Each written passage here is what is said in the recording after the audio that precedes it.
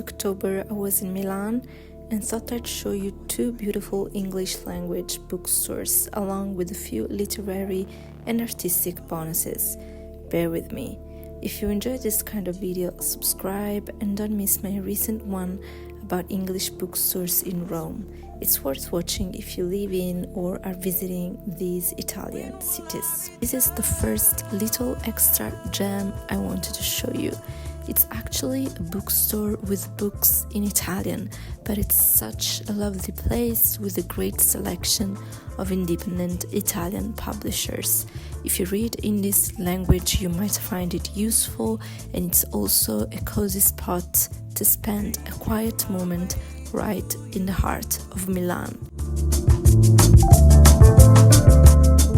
This is probably one of my favorite bookstores I've seen so far, the American Bookstore, right in the center of Milan in a beautiful and historic area. The shop has been around since the 1980s and offers an extensive selection of English language books, including a great section for children. Downstairs, there's a collection of rare books in English, Italian, possibly other languages too. Not only fiction, but a mix of fascinating subjects.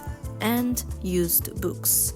You'll also find rare and quirky objects, along with beautiful stationery items that are hard to come by elsewhere. I can't recommend it enough, when its atmosphere and aesthetic are incredibly charming. And here's the last bookstore I visited, a large second-hand bookshop, mostly with books in Italian, but not only. What makes this place special is its wide selection, not just fiction but also art, theater and many other genres. Plus the prices are really affordable, so if you read in Italian or simply enjoy spending time browsing through used books, also in different languages, I definitely recommend it. When will I see you again? And we're back. I wanted to show you what I bought in Milan. So in that used books bookshop, I found two books in the Italian translation. One is the famous Lolita by Nabokov. I have the guilt to not have read this book yet, so I found it at a very affordable price, so I thought why not. And also this Italian publishing house is so pretty and also expensive when you buy the books, the brand new books.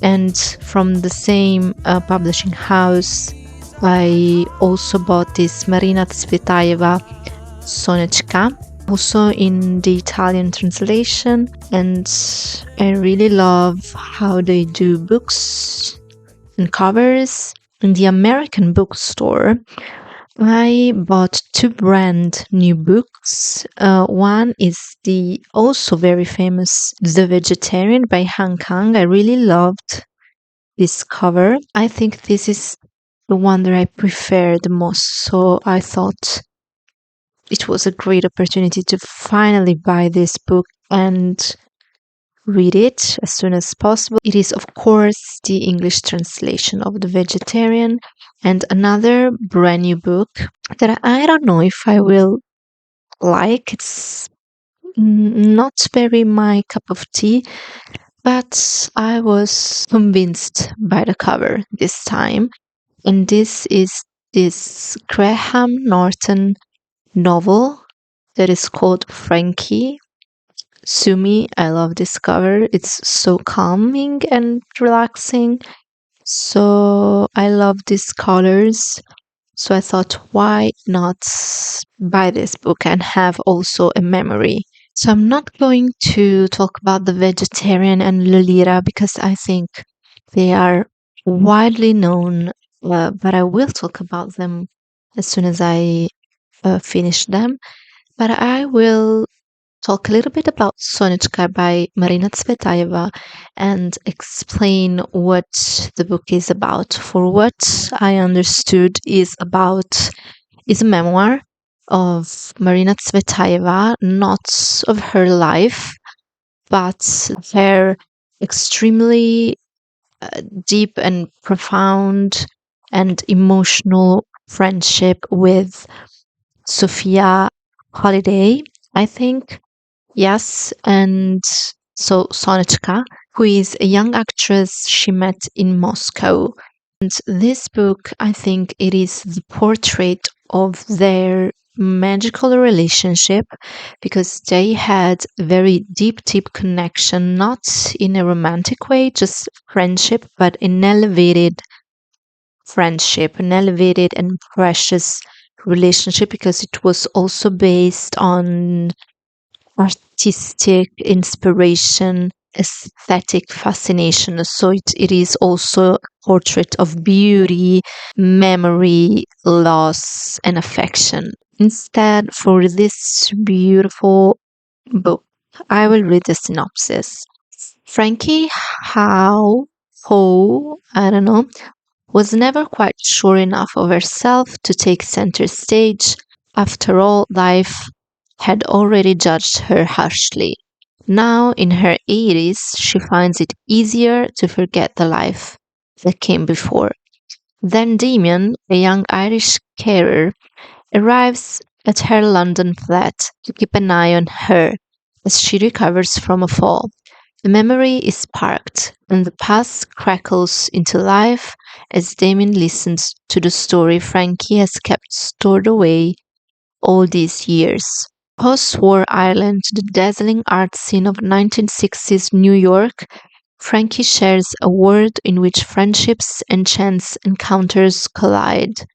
A place where life blazes with an intensity that can last but will perhaps live on in other ways and in other people. I was fascinated by the cover and also by the fact that it is set in London, but it talks also about her past life in New York, the 1960s New York. So these are my favorite cities, and the cover is beautiful, and I kind of love like grandma novels sometimes.